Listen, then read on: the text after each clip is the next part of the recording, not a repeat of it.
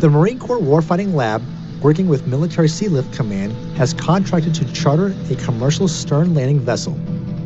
This vessel will be used to test the shore-to-shore, beach-able concepts associated with Expeditionary Advanced Base operations, where the Expeditionary Fast Transport cannot be used. Okay, this is the HOS Resolution, chartered by Military Sealift Command. It's sitting right now down in Houma, down in Louisiana, undergoing a modification. And I love this picture because I have not seen this before. So this is HOS Resolution. This is from Hornbeck Offshore. Hornbeck Offshore operates offshore vessels. They have multiple contracts with Military Sealift Command. They operate vessels for a variety of different military commands. So she's one of the 240 class of offshore supply vessels, roughly a little over 2,000 tons, 2,750 tons. It's got almost 7,000 square feet of deck area, so very comparable for what they want in the LSM.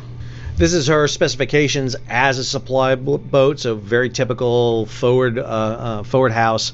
Again, she cannot beach. That's not what she's kind of designed to do, so you're not going to be beaching this vessel per se, but what they came up with was a substitute for being able to beach. You'll see that the vessel has twin bow thrusters here.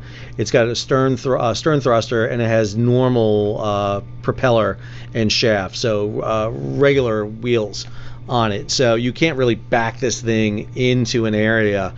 However, they came up with an alternative for that.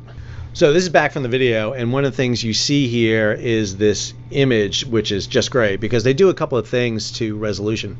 Number one, they hook this big stern ramp on it. So they got a big folding stern ramp. They put these two pillars on there so that they can lower the stern ramp. But again, as I said, you can't beach this vessel.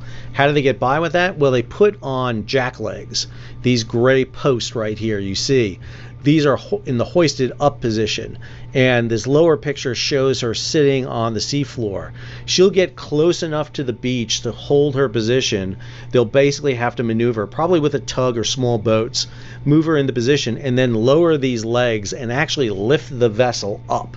And that will stabilize the vessel so that it won't move. I will say that it creates a bit of a problem here because these legs will anchor that vessel into position. It's not like when you actually beach a vessel and have to put the bow anchor out and hold it in place.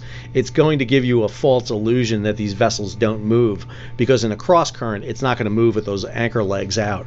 But they'll be able to hoist the vessel up pretty close to the beach, get it up, and then use that stern ramp to come off. And so they'll be able to simulate, offloading their fires units, their naval ship-to-ship missiles and anti-aircraft missiles, and all the gear on and off the vessel here. So you'll get a simulation of this.